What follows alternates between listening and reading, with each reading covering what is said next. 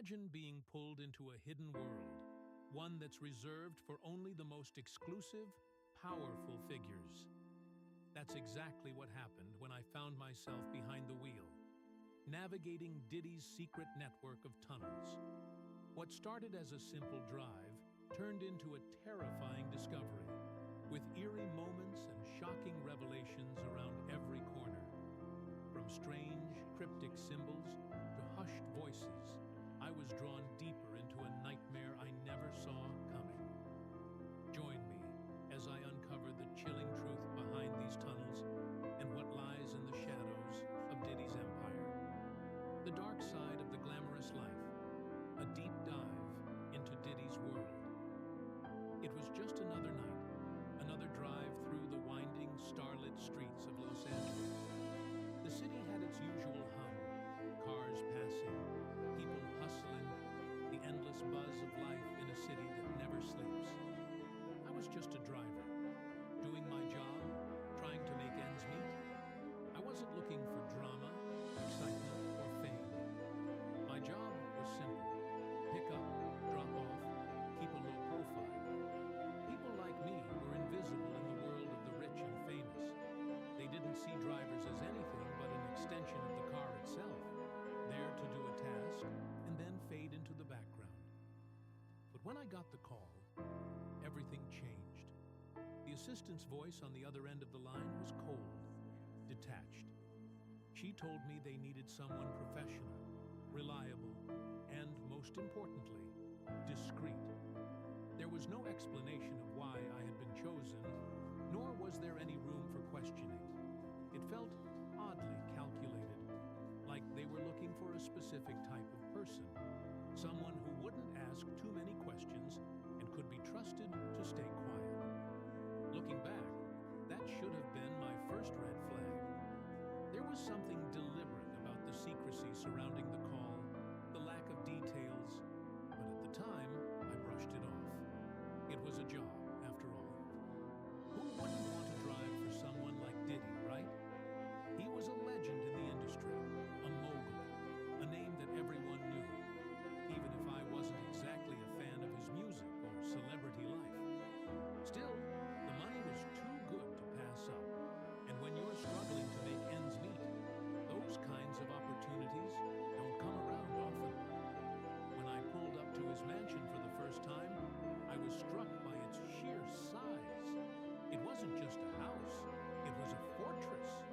The driveway seemed to stretch on forever, the gates towering over me, almost as if they were designed to keep the outside world at bay.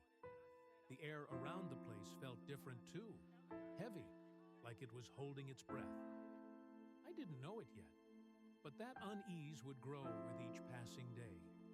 The mansion wasn't just a home, it was a monument to power, a place where secrets were buried under layers of luxury and extravagance. The allure of Diddy's world. Diddy's presence was magnetic at first. When I met him, I'll admit, I was nervous. You hear all kinds of things about men like him, larger-than-life personalities who demand respect and attention. I expected arrogance, a disconnection from the reality most of us live in. But when I shook his hand, he seemed different, charismatic, friendly, even approachable in a way that made you forget for a moment who he was. He smiled, cracked a joke, and asked how I was doing. For a fleeting second, I believed that he was just another person, just another client. But that illusion didn't last long. Beneath the charm, there was an intensity that made you remember who you were dealing with. His smile didn't quite reach his eyes. There was always something behind them, something calculating, something that didn't quite align with the warm exterior he showed the world. The money was good, damn good. I was making 3 times what I had been before. The perks were beyond anything I could have imagined. Driving cars that I'd only ever seen in magazines, stepping into private events and exclusive parties that felt like something out of a Hollywood movie. It was intoxicating, no question about it. But it came first sign that something was wrong didn't come immediately. At first, it was all about the glitz and glamour. The parties were extravagant, more like productions than simple social gatherings. The guest lists were carefully curated, the lighting always perfect, and the atmosphere was thick with excess. It was like stepping into a world where nothing mattered but appearances. A world where everything was carefully orchestrated to feed into Diddy's larger-than-life persona.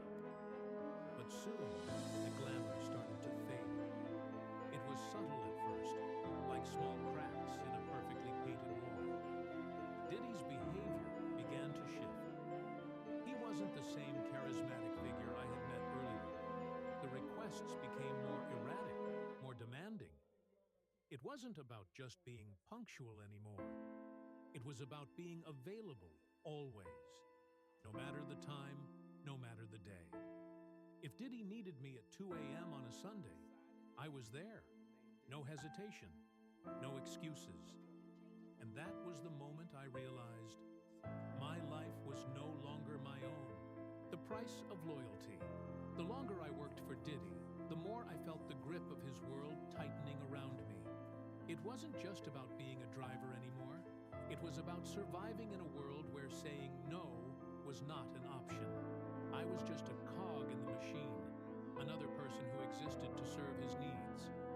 There was no room for anything else. Friends and family started to fall away.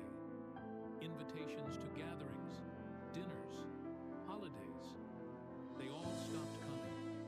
My life was swallowed whole by the demands of his world, and I allowed it. I told myself it was worth it. The money, the access, the chance to be a part of something bigger than myself. But the more I gave, the more Diddy took. I thought I was in control, but I was just a pawn in his game. His world was all-consuming, and the people around him were nothing more than accessories to maintain the illusion of power. It was a high-stakes game, and I was playing by rules I didn't fully understand. The first few years felt like a whirlwind. Trips to exclusive restaurants, airport runs, private events that only the richest of the rich attended. It was exhilarating, but beneath the surface, I felt the darkness creeping in. There were moments when the tension was palpable, when Diddy would snap at one of his assistants, or his bodyguards would give me a look that made my skin crawl. It was like walking on eggshells, always aware that the smallest misstep could lead to something worse. And then there were the tasks that didn't make sense. Errands that felt pointless, like driving to a remote location in the dead of night, with no clear purpose or explanation. The first time it happened, I thought it was just another quirk of the lifestyle I had entered. But as the strange requests piled up, I couldn't ignore the nagging feeling that there was something more to it, something darker. The mansion and the secrets. It holds. The turning point came when Diddy bought his Los Angeles mansion. It wasn't just a house, it was a fortress, a place that seemed designed to intimidate and isolate. The gates were massive, the walls imposing. The driveway felt endless, winding through perfectly manicured lawns and hedges, as if you were entering another world entirely. But it wasn't the beauty of the place that unnerved me. It was the feeling it gave off. There was an unsettling energy around the mansion, as if it was a place built to hold secrets, to keep them hidden away from the outside world. The first time I drove up to those gates, I felt it in my chest, a sense of unease that I couldn't explain. The house was pristine, gleaming white, but it felt like a place where something was always lurking beneath the surface. It wasn't a home, it was a fortress designed to keep people out, to keep secrets buried deep within its walls. The air was heavy, like the house had absorbed everything that had happened within it. And as I spent more time there, I began to feel like I was part of something that I didn't fully understand. Something dangerous. Something that wasn't meant to see the light of day. As the months went by, strange tasks became more frequent, Diddy's energy shifted.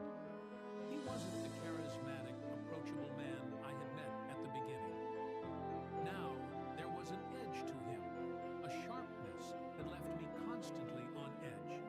His presence was no longer magnetic, it was suffocating. And the people around him, the bodyguards, the assistants, seemed to be walking on eggshells. It wasn't just about running errands anymore, it was about survival. But despite everything, I couldn't leave. The money kept me there. The power kept me there. Diddy had me in his grip, and the harder I tried to break free, the tighter that grip became. His world was too big, too consuming. There was no way out.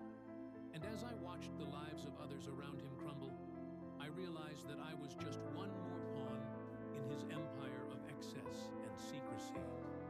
This was the world Diddy had built, a world where no one could escape the darkness that lay hidden beneath the surface. And for those of us who were caught in it, there was no turning back. The hidden world, a deeper dive into the mansion's secrets. When I was first offered the chance to move into the estate, I thought I'd hit the jackpot. The endless days spent navigating through the chaotic traffic of Los Angeles would become a thing of the past. No longer would I need to search for time to rest or feel the overwhelming burden of my exhausting schedule. It seemed like a reward for my loyalty, an acknowledgement of how hard I'd worked up until that point. To anyone else, the offer would have seemed like a dream come true, an upgraded living situation that promised comfort, ease, and even a sense of belonging in a world few could even imagine. But, as I would soon discover, this was no ordinary offer. It was an invitation to step into a world governed by its own set of rules, a world where nothing was as it seemed, and once you were in, there was no turning back. The estate, not just a home, but a system. It didn't take long for me to realize that the mansion wasn't simply a luxurious home. It was more like a finely tuned machine. Every room, every hallway, every staff member seemed to have a purpose. The estate operated with an unnerving precision, a sense of order that felt anything but natural. At first, I chalked up the unease to paranoia, but as time passed, I began to notice the little details that didn't fit the polished, perfect image everyone tried so hard to maintain. One of the first things I noticed were the deliveries. Strange deliveries, in the dead of night, at all hours. These weren't the kinds of packages you'd expect at a place like this. No shiny, sleek boxes of expensive goods or designer items. Instead, they were heavy, awkward black plastic containers, the type you'd see in industrial storage, large and cumbersome, looking like they belonged to a world far removed from the high-profile celebrity life that Diddy embodied. The men who carried these containers were always dressed in nondescript attire, their faces tense, and most notably, they never looked anyone in the eye. They moved quickly, silently, with purpose. I knew better than to ask questions, but there was an undeniable weight to the containers, a heaviness that seemed to carry more than just the physical contents inside. I couldn't shake the feeling that whatever was hidden in those containers had dark implications, and perhaps something I wasn't meant to understand. But despite my instinct to ignore the situation, I couldn't rid myself of the nagging suspicion that something was very, very wrong. Stranger requests and increasing tension. Soon, Diddy's requests started to become more bizarre, more secretive. The familiar routine of running errands or driving him to high-profile events began to evolve into something far more ominous. Late-night drives to isolated warehouses, dimly lit lots on the outskirts of the city, places that seemed to exist in another universe entirely, far removed from the glamorous parties and luxury Diddy was known for. Each time, the pattern was the same. Show up, wait, and never ask questions. As I drove through these unfamiliar locations, the atmosphere grew more and more unnerving. The people I encountered at these strange destinations were no different from the containers. Quiet, tense, and constantly on edge. They spoke in hushed tones, eyes darting nervously, as if they feared being caught doing something illegal, something dangerous. At the mansion, the tension in the air was palpable. The staff, once efficient and friendly, now moved with robotic precision, their smiles forced, their eyes constantly flicking about as if they were being watched. Diddy, however, remained the same, or so it seemed. He continued to be the charming, charismatic man who could light up any room with his smile. But there were moments, brief moments, when that charm would slip away, and I would catch a glimpse of something darker underneath. A shift in his expression, an unspoken weight that hung in the air, always just out of reach. He had become harder to read. His energy felt more calculated, and it was clear he was hiding something. Something that seemed to grow more dangerous with each passing day. The unseen horrors.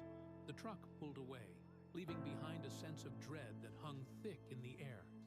The security guard disappeared into the shadows, and I was left in the silence, my mind racing with 1,000 questions I didn't want to know the answers to. Who were these people? Why were they here? What was this mansion truly hiding?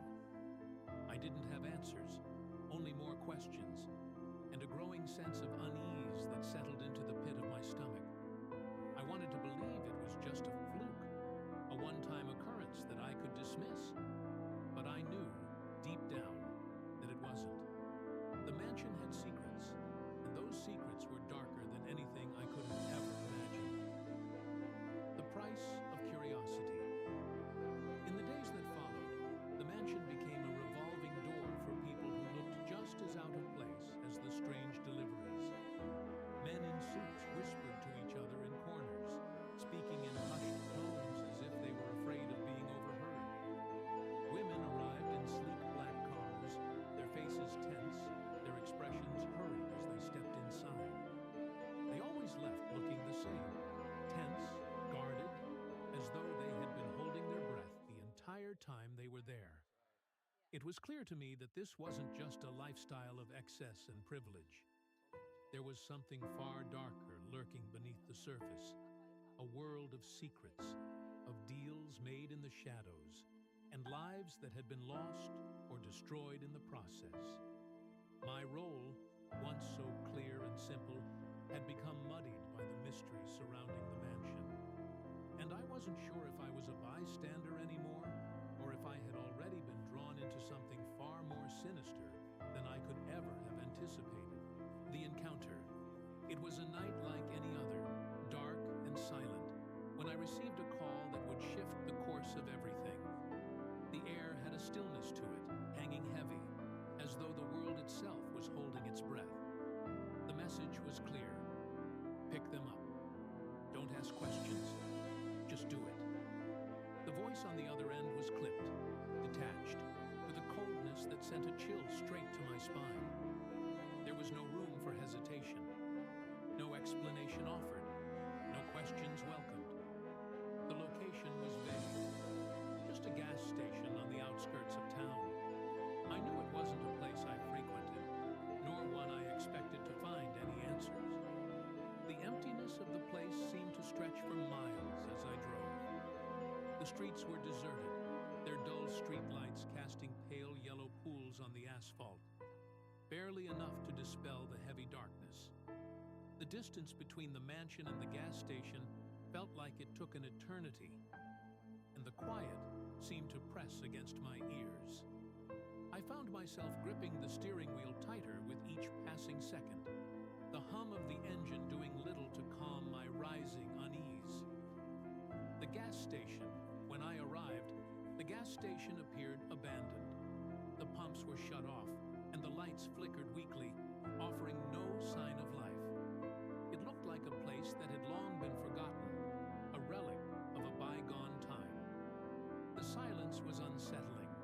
and for a moment, I doubted if I had made a mistake, if this was the right place. My eyes scanned the surroundings, hoping to catch any movement, but it felt like a dead zone, devoid of even the usual hum of civilization. Just as I was about to turn around, two figures emerged from the shadows, dragging something behind them. At first, I thought it might have been a trick of the light, my mind playing games with me. But then I saw them more clearly. A young man and woman, barely out of their teens, both appeared lifeless, their bodies dragging behind the men like rag dolls. The figures guiding them forward were menacing. The older of the two men moved with the kind of precision that comes from being used to carrying out tasks in silence. His movements were swift, methodical, without hesitation. The other man, younger, was more agitated, glancing around like he feared being seen.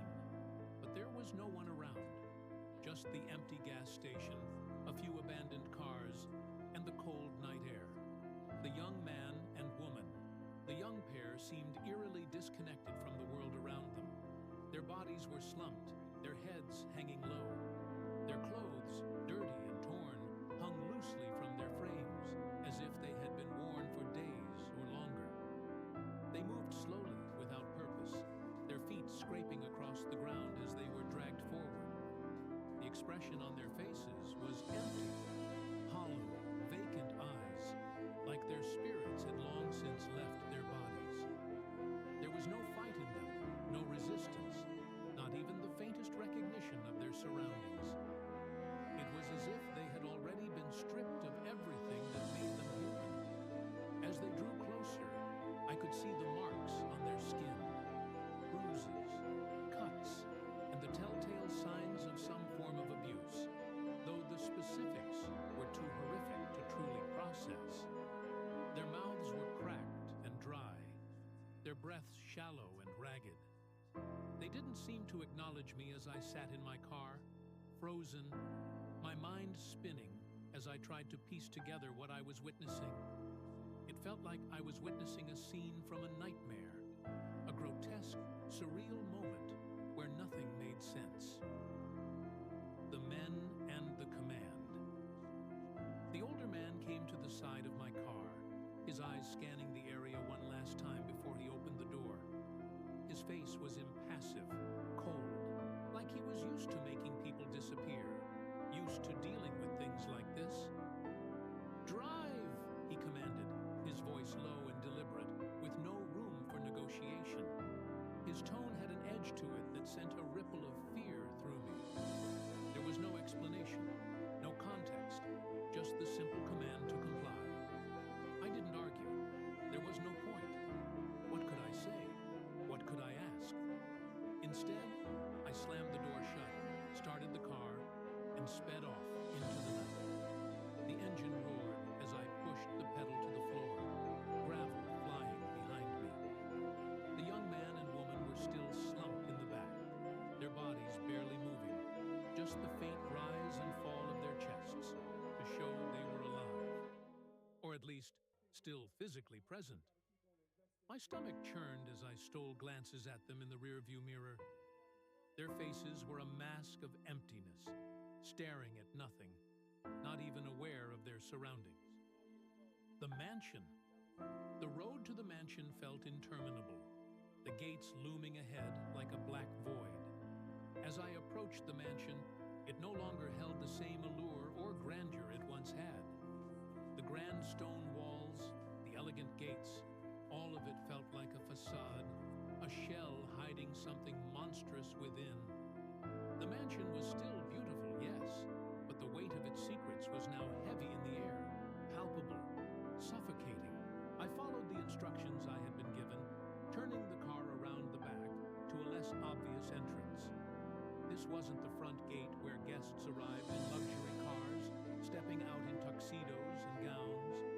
No, this was the back entrance, where people like me, people who did the bidding without asking questions, were supposed to go. When I stopped the car, the two men were already waiting. They stepped from the shadows as if they had been anticipating my arrival. No words were exchanged.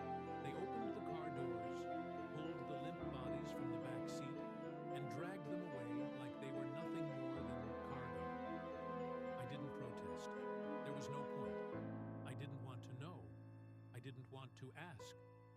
I just sat there, waiting, watching as they disappeared into the mansion with their broken, silent cargo. The waiting. The minutes stretched into what felt like hours. I sat there, my eyes trained on the mansion's windows, the darkness swallowing the entire estate. The mansion, which had once felt like a symbol of success, of privilege, now felt more like a prison, a place that held its secrets tightly, refusing to let anyone in. The silence was deafening as I waited, my thoughts racing, my heart pounding in my chest. Who were those people? Why had they been brought here? What had I just witnessed? These questions gnawed at me, but I knew better than to speak them aloud. In this world, curiosity was dangerous. Silence was the only thing that kept you safe. And yet, as much as I wanted to stay silent, the questions refused to leave.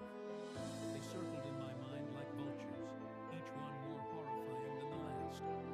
The walk. Finally, I couldn't take it anymore. The air in the car felt thick and suffocating, as if the very walls of the vehicle were closing in around me. I stepped out, hoping that the cool night air would bring some relief, but it didn't.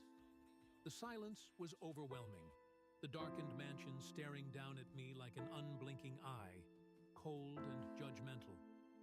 I could feel its gaze following me as I hesitated, unsure of what to do next. Every instinct told me to get back in the car and drive away, to leave and never look back. But something held me there, a pull I couldn't explain, a force stronger than my fear. I started walking toward the mansion. Each step felt heavier than the last, my boots crunching against the gravel, echoing in the stillness. The closer I got, the more the house seemed to loom over me, casting long, looming shadows. By the time I reached the front door, I knew there was no turning back. I could feel the weight of the house pressing in on me, its cold stone walls suffocating, its dark windows staring back at me like cold, lifeless eyes. With a deep breath, I reached for the door handle, my hand trembling as I turned it. The door creaked open slowly, the sound reverberating in the silence, and I stepped inside. What I saw next would change everything. The mansion, with all its opulence and grandeur, felt empty. The rooms were vast, but they were hollow, like something had been drained from them. The walls seemed to close in on me, suffocating me with their silence. The house was alive, but it was alive with something dark, something evil, and I was now part of it.